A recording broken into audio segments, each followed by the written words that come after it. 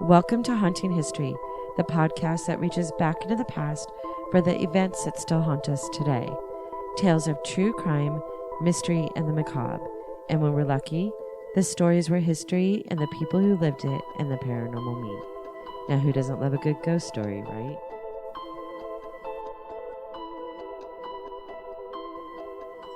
Welcome back to Haunting History Podcast. I'm your host, Kat. And I'm Haley. And I am Anthony. Did you try to sound all Dracula-like? I don't know what I'm going for this entire... I don't know if I want to be... He's trying to find his way, his character. I want to be spooky enough, but I want people to like me, so... I don't feel it's like the first day of school. It is, yeah. Where you put on your spooky voice so all the kids want to play with you. Yeah, that's what everyone did. Never worked for me. Yeah. Anthony joined us for 2 of our Halloween episodes. And to be honest, this one, I'm trying to creep you out a little bit. Being that neither one of you... Well, Haley doesn't even have a boyfriend, so you have a wife at least. You're a lovely We're going to wife. rub that in at least like 5 more times before this is all over. But since neither one of you have children yet, I wanted to give you some things to think about first. I've always loved Halloween, even as a kid. For as long as I can remember, the spookier the better. I loved anything creepy and macabre. And, where's my people at? I know they're all listening right now. During the month of October, I would be glued to the TV as a kid and still now trying to find anything that was creepy or scary to watch. I remember one night my mom telling me that one of her favorite scary movies was on and that I could stay up and watch it with her. I didn't have much faith when it started that this old black and white movie would scare me, but it still kind of haunts me today when I think about it. And they redid this movie. So, what movie? It's The Bad Seed. I have no idea what that is. You've never heard of it? The original was made in 1956, so it was a black and white on TV when I watched it. But I believe they've made another version of it. And I'm going to tell you the plot because, and I'm going to be totally transparent here. I copied the plot from Wikipedia because if I tried to tell you the story, I would ramble forever if I tried to tell you the story. I probably watched this movie minimum 30 years ago, and I've never watched it again.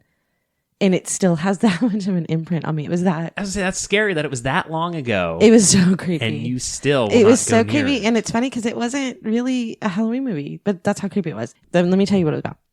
Okay, this is the plot. Kenneth and Christine Penmark dote on their 8-year-old daughter, Rhoda. And it doesn't help that they literally casted this little creepy ass girl in the part of Rhoda. Kenneth leaves on military duty, so the mom and daughter are alone. The Penmarks' neighbor and landlady, Monica, visits, and Rhoda, pristine and proper in a pinafore dress and blonde braids, tells Monica about a penmanship competition that she lost to her schoolmate, Claude Daigle. Rhoda then leaves for her school picnic at the lake. Christine is having lunch with friends when they hear on the radio that a child has drowned at the lake. The victim is the same Claude who had won the penmanship medal. Christine worries that her daughter might be traumatized, but Rhoda is unfazed by the incident and goes about her life. Like literally, her mom tries to rush to her to be like, oh, her classmate died. Like how awful. And Rhoda's like, yeah, where's my lunch? You know what I mean? Like didn't even acknowledge it. Yeah. Yeah.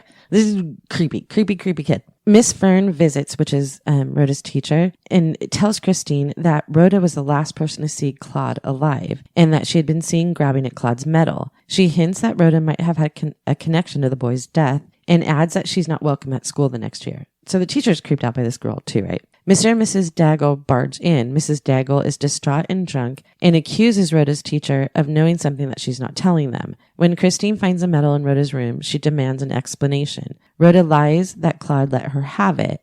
So the mom goes in her room and finds the medal of the dead kid. You'd freak out, right? I feel like I'm going to throw up. Yeah, freak out. Christine's father visits.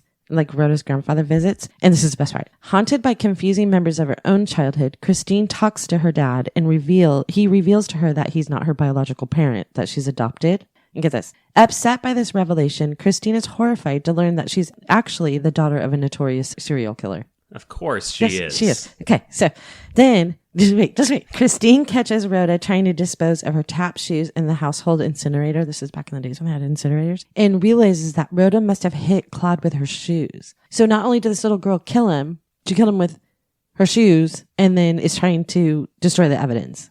She's that evil, right? How old is she? She's 10. Dear God. Yeah. So a tearful Rhoda admits that she killed the boy in order to get the medal and confirms Christine's suspicion that she had previously murdered an elderly neighbor at their old house in Wichita. So this is her second. This is her second murder. She's 10. Yeah. Well, I'm going to tell you true stories in a second that are going to pale in comparison. So Christine orders Rhoda to burn the shoes in the incinerator. So now Mommy Dearest is stepping in and protecting her kid, right? The next day, the caretaker, now he's creepy too, just FYI, he's creepy too. His name is Leroy. He teases Rhoda saying that he believed that she killed Claude, right? So Rhoda gets super mad at him. And when he opens the incinerator and finds the remains, a drunk Mrs. Daigle returns and tells Christine that she believes Rhoda knows what happened to her son. Mrs. Daigle calls and comes to pick up his wife, realizing that Leroy knows that she really did kill Claude. Like, this is like a big old scene. Rhoda set his bedding on fire. After some men break up in the basement latch, Leroy runs out into the yard, aflame, ultimately burning to death. And from the window, Christine and Monica see him die. Like, they're watching. And she knows. She knows her kid did it. Like, now she knows she killed an old lady, then she killed a kid, and now she killed the maintenance guy, whatever he is, right? Yeah. That night, a strangely calm Christine tells Rhoda that she dropped the metal in the lake and gives her daughter a lethal dose of sleeping pills. She then attempts to kill herself with a gunshot, but the neighbors hear it, and Rhoda and Christine are taken to the hospital. They both survive, though Christine is in a coma. Rhoda's father brings her home during a thunderstorm in the middle of the night. Rhoda sneaks out, and Christine regains consciousness and begs her husband for forgiveness. The doctor said that she'll recover. Rhoda, after sneaking out, arrives at the lake, determined to retrieve. This is she's hell bent on getting that metal, right? She uses a metal pole to probe the water, but a strike of lightning bolt hits her and sends her body into the water, putting an end to her evilness. No, it's a really good movie. But the story, the actual book that was written, she doesn't die. The mom dies, but she goes on to live and kill. So one of those where the book came first and they made the movie. Yes, exactly. And I think they did a play on it too. I don't know. I love plays. Okay, so here's the thing. I love plays, but I'm not going to go see something creepy. I don't know why. Does it seem more real? Why not? I don't know. I think it feels more real when real people are acting it out. You don't think being in a theater and having people acting that out, it just seems creepier I to just me. wouldn't want to see something acted out by a 10-year-old just kill a bunch of people. Right. It's not my scene. Yeah, well, the movie left, I'm not kidding. The movie left a huge impression on me. I was terrified of girls in pigtails forever.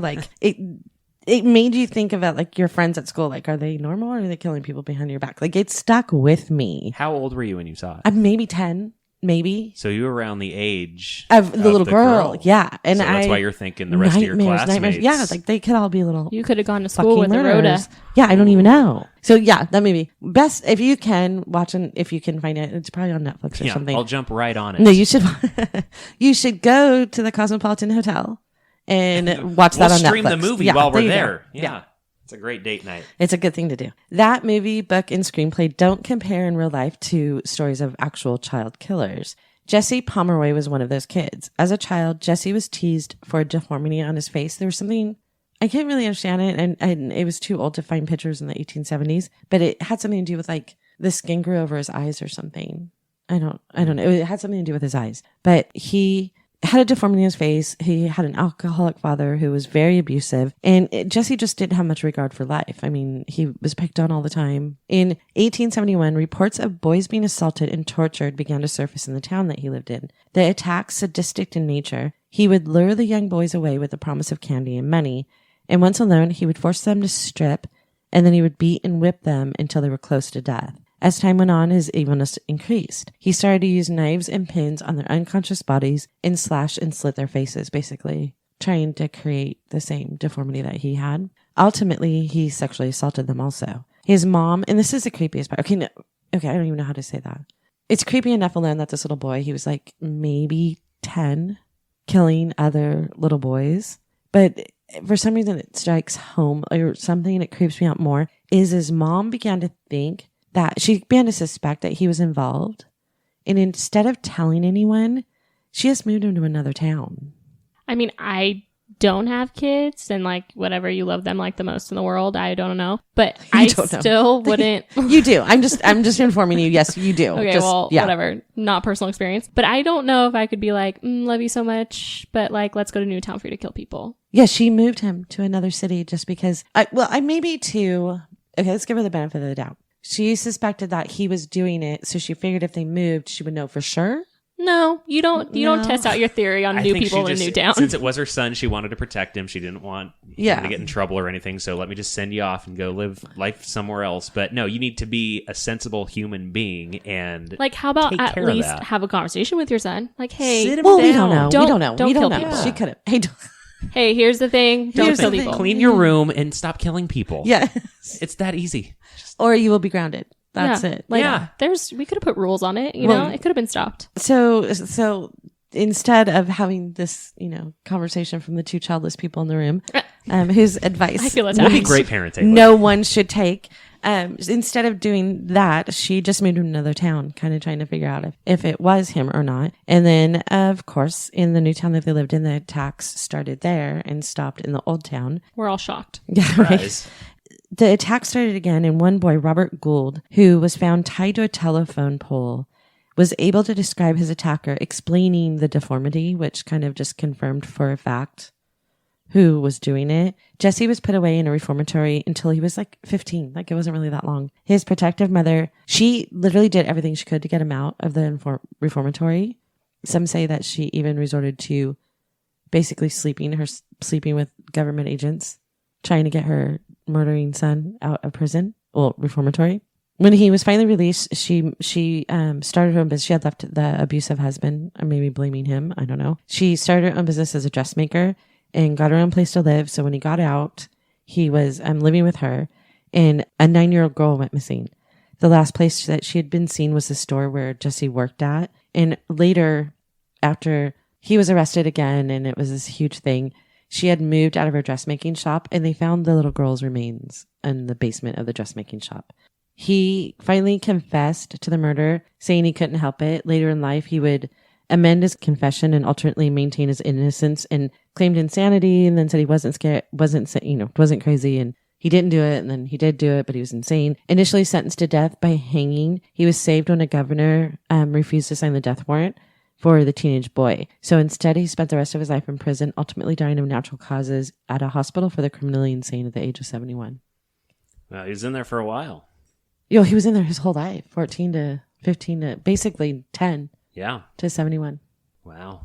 That's what you get. Bridgeport, That's it's true. in Massachusetts. Yeah. If only Mom would have just talked to him. She only would have grounded him, like you guys said. She only would have set some boundaries. All we need is some boundaries. That's a good parent. What is it? If she would have just distracted him.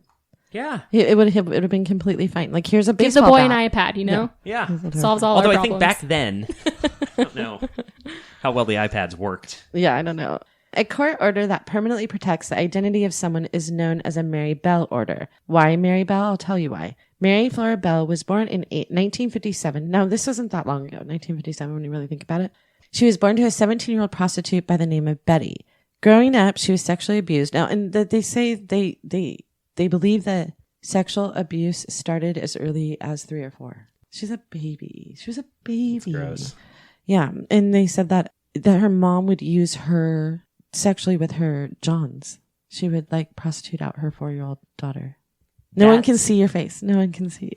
Haley. My jaw is on the floor. Neither one of you have anything to say this time. Well, it's gross because one, as the mom, you obviously should not be doing that. But two, the other side, the guys or whoever's right. Who are these Johns? How are you? Yeah, it's a 4-year-old girl. Yeah. What is wrong with you? I mean, she grew up. They were very poor, and clearly they were uneducated, and they were products of their life, basically. And family accounts say that Betty would feed Mary as a baby sleeping pills like candy. And one time she, quote unquote, accidentally dropped her from a window when she was a baby. Accidentally dropped her from a window. Like Jesse, Mary had little regard for human life. On May 25th, 1968, the day before she was turning 11, so she was 10 years old, Mary broke into a nursery with a friend and savagely strangled a 4-year-old boy. She left a note claiming responsibility, though.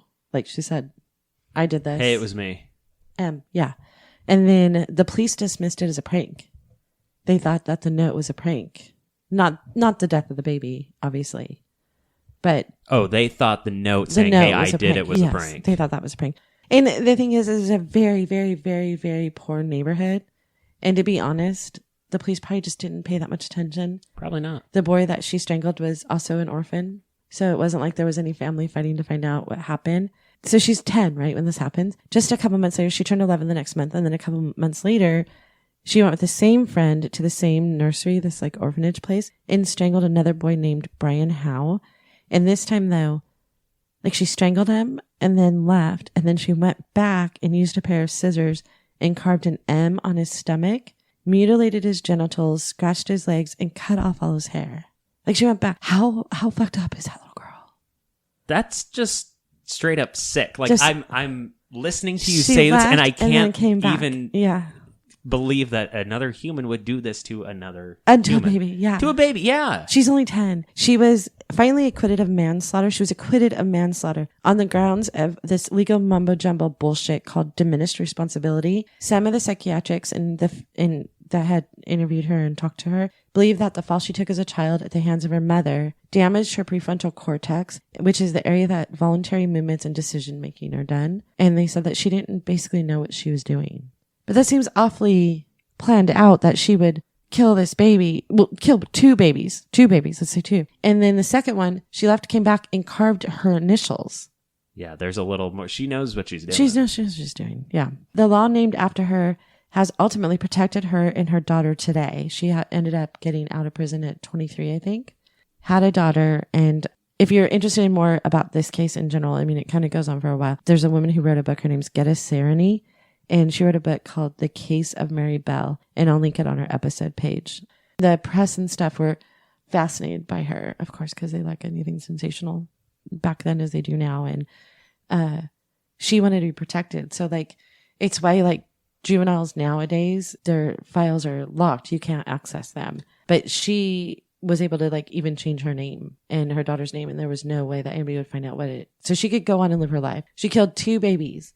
And by 23, she was out having her own child and living her life. And I read that just really recently in the 2000s, sometimes she became a grandmother. Wow. Yeah. Did it pass on the serial killer gene? We will never know, because we'll never be able to connect her name, because she changed it. Yeah, they have her protected. I don't think that you get to be protected. I mean, there are going to be people that argue with me, but I don't think a murder, whether you're 10 or you're 30, you murder people, you don't get to be protected. I don't get that. Doesn't matter what age. Right? I don't get it. But if you're interested in her story, there's a shit ton more about her and her life after prison. Whatever you can't find on the internet, there's that book, and then I think there's 4 more written about it. Now, this one hits close to home, as my family lives in Waukesha, Wisconsin. Just before 10 a.m. on a sunny Wisconsin day, 2 detectives, Michelle Tresoni and Tom Casey, got a call over the radio that a young girl had been found stabbed and laying on the side of the road. Now, we've been to Wisconsin, particularly Waukesha and Pewaukee, which is like right next to it, right? Have you ever been to Wisconsin? No, never been. Never? No. It's a nice place. I've never really pretty. been to the Midwest. I've been to Tennessee. Actually, just got back last week. But that's a little... it's far more south than Wisconsin. I feel like it's just too cold for me. Yes. That whole area. 100%. And there's bugs in August. Oh, is there? Not a fan of Wisconsin. Yeah, I don't know if I could do that cold. No. And I want to move to Tennessee really bad. It's like my dream place to move. So let's talk after this. Okay, because good. I have a lot of homes that we're looking at. Are we you should really? be neighbors? Yeah. No, that's amazing. Where in Tennessee? In Franklin. Yeah. Mount Juliet. Mount Brentwood. Juliet. Yes, those are our favorite. Okay. Yes, I want to move there. Haley, write down that we need to talk about this. Okay, after. great. I want to move there super bad, and it's only an 8-hour drive to my sister. So when I already wanted to move there, but then when I found out that like my best friend lives in Wisconsin too, that it's only an 8-hour drive, an hour and 24-minute flight. That's what's so crazy about living there is it's just a couple-hour drive to like a different state. And it's California. You have to drive forever to get wherever you want to go. Yeah, and so I'm super excited. Yeah, But speaking about Waukesha, Wisconsin, though, it's really, people probably don't even lock their front doors. It's just a really quaint place. The hospital that my mom was in Waukesha. Mm-hmm. It's just a little town. We went to their Friday night. They have like an old town. They have like an old town event on Fridays. Yeah, not during COVID, obviously, but it's just a really cute place. So for this to happen there had to be a shock for the people that live there. And my niece told me last night that her best friend lived right across the street from the little girl in the story. Oh, wow. You've probably heard this story. It's the worst. So buckle up. Yeah, buckle buddy. up. Okay. Yeah. Another reason not to have kids. In 2014, the Slender Man, who is a fictional character, was created as an internet meme. Did you have a picture of him? I see it, yes. Yeah. This character here? Yes, he has guys? arms like tentacles. See the picture? Oh, this one. Oh, yes. Yeah. He's super tall, no face. Yeah. And he has arms that just come out. Dresses well. Yeah, dresses well. Yeah. But yeah. No. He's very tall, very thin, faceless man in a black suit. He was developed through a thread on a forum, and I'm kind of scared how many people don't know who Slender Man is, so hit pause and Google it on your phone. He was founded on a forum that asked users to edit everyday photographs to appear paranormal. The reach of this fictional character had gotten so far and large that it reached 12-year-old Anissa Weir and Morgan Geyser. They told police that they wanted to prove their loyalty to him and become his followers. The two girls believed that he was real and said they stabbed their classmate, her name was Peyton Lautner, 19 times to protect their families from harm. This is all because they followed this whole Slender Man character. Afterwards, they believed that they would become his servants and live in his mansion. Peyton survived the attack from her friends and crawled out of the woods where she was found. She was able to tell the police exactly who her attackers were. Obviously, thank God she lived. The girls were found hours later. They said they had walked for 5 hours on the side of a freeway, tired, dirty, and stained with blood. Detectives Tassoni and Casey, who interviewed the girls, were confused when Morgan Geyser calmly spoke with the police for hours. Casey is quoted as saying, "She's at a police department, she's covered in blood, and it's as if it's a normal day for her." Morgan Geyser asked the police what happened to Bella. She called Peyton Bella. The girl's nickname, I don't know why Bella, but that's what they called her. She asked the police, "Is she dead? I'm just wondering," she said. She didn't even care. Casey mentioned that it didn't seem really concerning to Morgan if her friend was dead or alive. She went on to say, "I might as well just say it. We were trying to kill her," Geyser said. She explained that they attempted the murder to appease whoever Anissa was talking about. She made it seem necessary. "This is going to get me arrested, isn't it?" The girls together planned to murder their friend for 6 months. 6 months! They were 11 and a half. That's insane. Planning to kill their friend so that they could go live in the fictional castle or mansion of a fictional character. I think they were dropped on their heads. How many of you, scale of 1 to 10, how much do you guys want to have kids now? I mean, I'll have kids that aren't allowed to have cell phones or contact with the outside world. That's right, yeah. Boundaries, remember? Stay in their room. Yeah. Well, funny thing is, both the parents of Anissa Weir and Morgan Geyser claim 100% that there was no red flags, that their girls were batshit killers. Okay, well, I've coached the youth of America for a long time, and these parents... The parents are more clueless than the kids, right? Oh, it's out of control. I was saying, it makes me think, how involved are you in your kids' lives? 0%. You don't know. Yeah. I mean, guess maybe that's it. In December of 2017, Weir was sentenced to be committed to a psychiatric hospital for 25 years. Geyser, age 15 at the time, pleaded guilty to attempted first-degree murder. That plea was part of an agreement in which Geyser entered the plea and then wait for the judge to find her not guilty by reason of mental disease or defect, meaning she was ultimately not held responsible for the attack. In February 2018, Geyser was sentenced to spend 40 years in a mental health unit. Those are children murderers. And I only picked 3. There's a million out there. That's what's really scary. There's actually books called Children Who Murder. How do we not hear more about this stuff? Maybe it doesn't I watch happen. the news constantly. I know that's terrible. But it's because it's the decided what you're going to hear on the news. Maybe it's not things like this. These stories and so many other true and oftentimes are results of childhood abuse or mental illness. And it's horrible to think of a child as frightening. I don't like that feeling of being afraid of a kid. But what got me thinking about these stories is seeing the shit online that kids do and say. They say kids say the darndest things, and sometimes those darn things are creepy AF. Innocently, or so we hope so. Either way, I scoured the internet, mostly Twitter and Reddit, for the creepiest things kids say. Before we get to that, take a listen to some promos from our podcast friends. Hey y'all, I'm Brandon Hall, the host of Music City 911, a podcast that listens to and reviews real 911 calls. Me and my guests are all real 911 dispatchers, myself with 20 years of experience. In the podcast, we will talk about the good, the bad, and the dark side of 911 dispatching. And we do get dark. 911, what's your emergency? I just shot everybody right now. You just shot everybody? How many people did you shoot? 3. Oh, shot fire! Officer down! Shot fire! There's gunshots. 453, I have a party shot here. I need rescue hot. We got multiple casualties. This is a mass casualty situation here. My brother's attacking my family. They shot my husband, and they shot my daughter, and they shot me. Stop it! Who's in the head with her?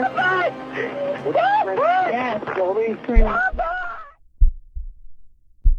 You can find us on Facebook, Twitter, and Instagram, and we're available to listen to on all podcast platforms. Music City 911.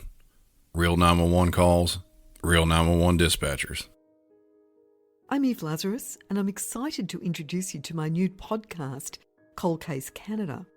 This first season is based on my book, Cold Case Vancouver, the city's most baffling unsolved murders. When I started doing the research for Cold Case Vancouver, I was shocked to find that there are literally hundreds of unsolved murders in Vancouver, some dating back several decades. The victims are essentially invisible now, forgotten by everyone except their family and friends. I wanted to write a book that would help to change that, to tell the stories of their lives and not just of their murders. The stories in the book and in this podcast are of women, children, there's a gay man, a missing couple, and a 15-year-old boy whose murder went cold and then was solved by Mr. Big Sting 5 years later. These are all people who are in the wrong place at the wrong time. Because police won't discuss unsolved murders, I've interviewed retired police detectives who worked on these files. I've talked to the family and friends of the victims. I've looked at the forensics and I've followed the police investigation. After spending several years investigating, I'm convinced that many of these cases can still be solved. You can find Cold Case Canada on Podbean, Apple, or wherever you listen to your podcasts. I literally found these everywhere. If you are entertained by them, a quick Google search will give you thousands. That tells you how creepy kids are right there. Maybe you don't have to look that far. Maybe the Darlene in the car seat behind you has said something that made your spine tingle. Some of these are funny, some not so much. Okay, here's one. My 3-year-old daughter stood next to her newborn brother and looked at him for a while, then turned and looked at me and said, "Daddy, it's a monster. We should bury it."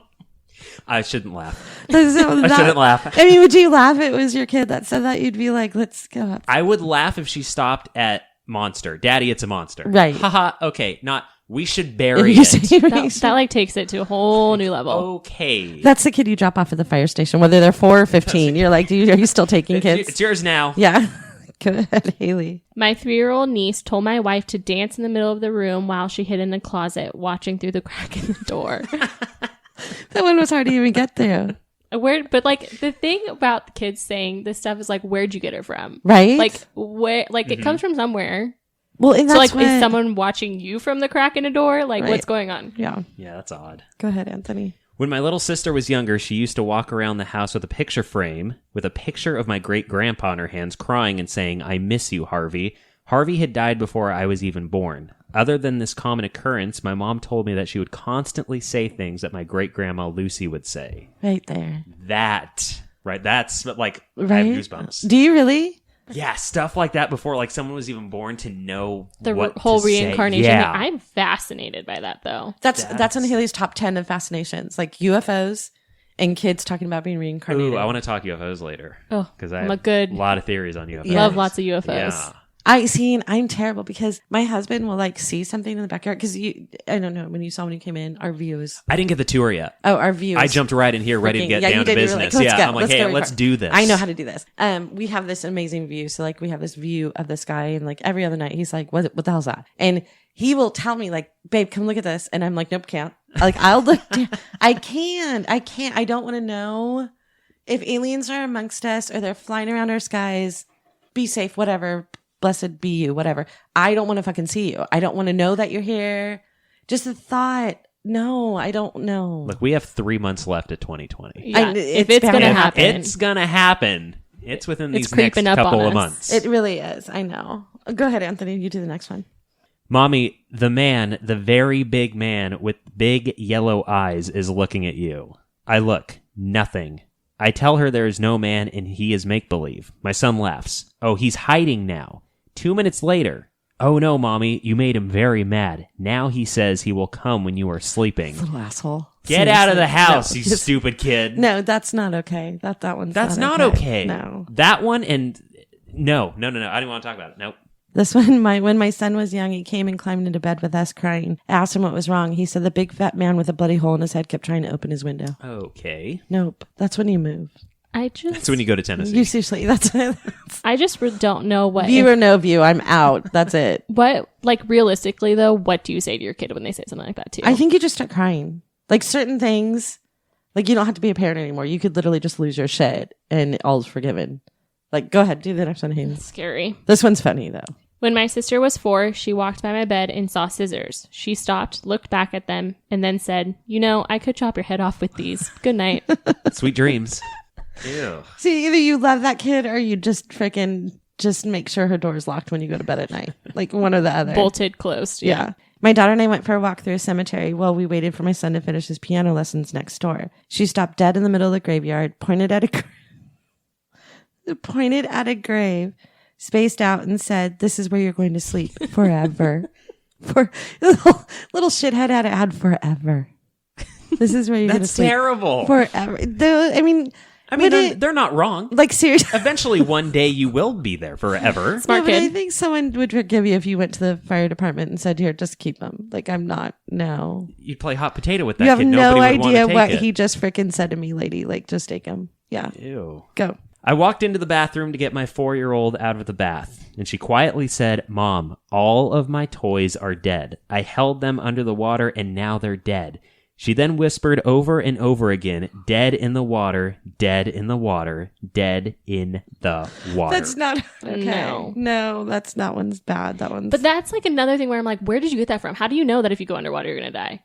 A no, 4-year-old that's doesn't a know really that. good point. That's a very good They point. had to have watched something, or because you don't just come up with that on your own. No, but that's where you're just like tapped out. Like, mommy's having a drink. Get your shit out of the bathtub. Get in bed. Like, get yourself out of the bath. I'm and done. Deal. Yeah. I'll see you tomorrow. I was in a grocery store and walked by a mother with her 5-year-old. The little boy smiled and waved, so I smiled and waved back. Then he said, "You should eat your friends for dinner." Jesus Christ. "You should eat your friends for dinner. That's what we do." Now, this totally could have been taken out of context. Maybe he was saying something else. Right, maybe the kid doesn't like to eat, so the mom makes some dino nuggets or something and calls it, "Look, these are your friends. Have them go in your mouth." Like, I don't know. parenting, I get that. That's what I would do as a parent. Yeah. I'd say some weird stuff like that to get my But I kid. mean, what do you say to the kid? Like, if some kid says that to you in the store, You just keep walking. You You're there to get groceries. You're not there to make lady. friends. Yeah, I'm sorry. Especially not with the one that eats those friends for dinner. Have we Damn ever right. talked on the podcast about the little kid that said something really creepy to you? I don't think so. You never told that story? I don't Does think so. Anthony know the story? I don't think so. Go, Why didn't you tell me this? I don't Go know. ahead. Tell the story. I was at Chipotle. It was on my birthday. And you know, Chipotle during lunchtime is crazy crowded.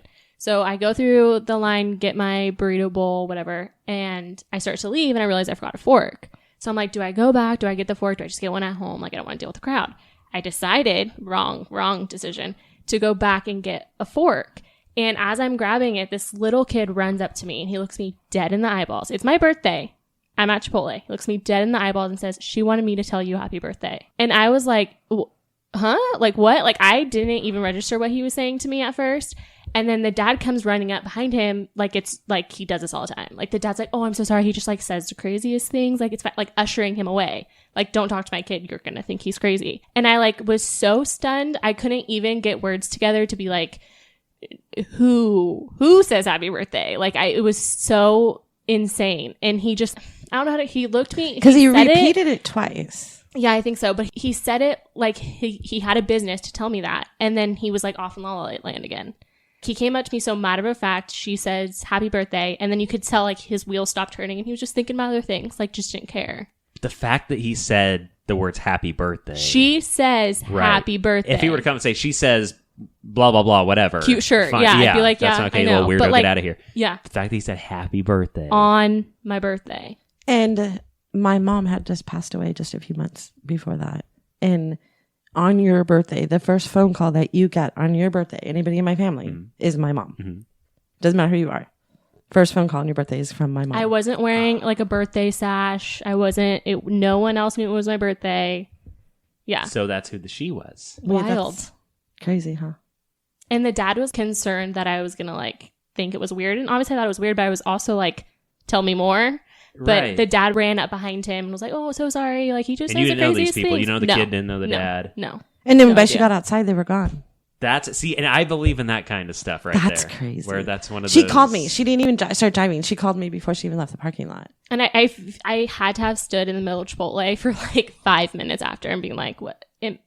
Am I being pranked? Like, what is going on?" That's what that was. That was her saying It happy was the birthday to you. craziest Yeah, and then experience. you don't Well, see and the him fact again. that he said, the dad said I can't remember what the dad said, but he said something like, it wasn't just that he says he says he hears things. Yeah, That's what it was. something. He said, But he was like sorry. apologetic. He said I'm sorry. He said he always says he hears things. That's what it and was. like, sorry. He just says like, and just like ushered him off like, so sorry. And I'm like, okay, it's fine, but like, also what? Also, I want let to him keep find going. this kid. Yeah, I want to find this kid. But I like know. weirder than him saying it is he came to me with a mission to say it, and then he was a young kid again thinking about like monster trucks. Yet he wasn't. It wasn't connected a part anymore of his like afterwards. normal day. You know what I mean? Does that when something like that happens to you, does that kind of freak you out, or does it kind of bring you some comfort knowing You know, that? that's so weird that you asked me that. Okay, so me freaks me the fuck out. Like, Really? Yeah, freaks. Just I can't even describe it. Like I started crying because I was thinking maybe it was my mom because I was still mourning my mom for sure. It was only a few months later, and it was my first thought. My initial thought when it happened was, oh my god, was that my mom? And so I called my sister, and my sister, I thought she would be like me, like kind of freaking out and crying, and she's like, "That's beautiful. That was mom." You know, Yeah. like for her, it brought comfort. For me, it brought 1,000,000 questions. Like, oh, why the fuck doesn't she say happy birthday to me? Like, why? Yeah. Like, it was just a billion thoughts going through my head. It was not comforting to me. It freaked me out. My sister, she's like, that was beautiful. That was mom. I was going to say, hearing the story right off the bat sounds weird, but then when you tailing that on, I'm like, oh, okay, that kind of, I get it now. And it's almost, it kind of brings, to me, thinking about it, kind of that sense of comfort, knowing like she's still here. around. Yeah. But see, and I think that's where my brain doesn't stop. Like, why is she still here? And why is she picking and choosing what she's saying? Like, is she struggling? Like, did she find this kid like in the Ghost Whisperer? Do you ever watch a Ghost Whisperer show? So like, is my mom struggling, sitting there waiting to find someone to see her and hear her that can tell us crap? You know, like that makes me sad. So my brain doesn't just stop at like, or my sister's very matter of fact about everything just in general in life. And she is more like, that's beautiful. I love that. My brain goes to like, oh my God, is my mom like struggling to reach out to us? Is she trying to tell us stuff? And we're not seeing it. We're not believing it. We're not feeling it. You know what I mean? So I don't know. But yeah, that is crazy that happened. But I fully 100% believe that was her talking to you, saying happy birthday. Yeah, without a doubt.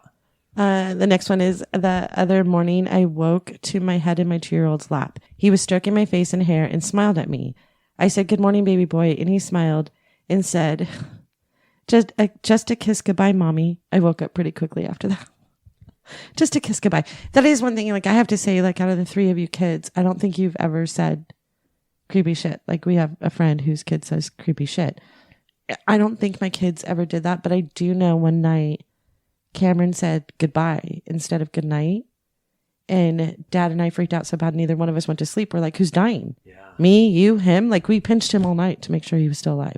Like he insisted. We're like, no, you say good night. And he's like, no, goodbye. And we're like, oh, shit.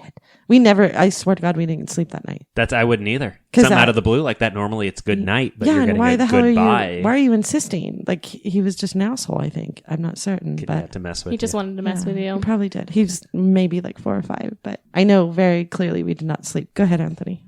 Don't die, mommy. I wasn't planning on it, babe. It already happened before. What?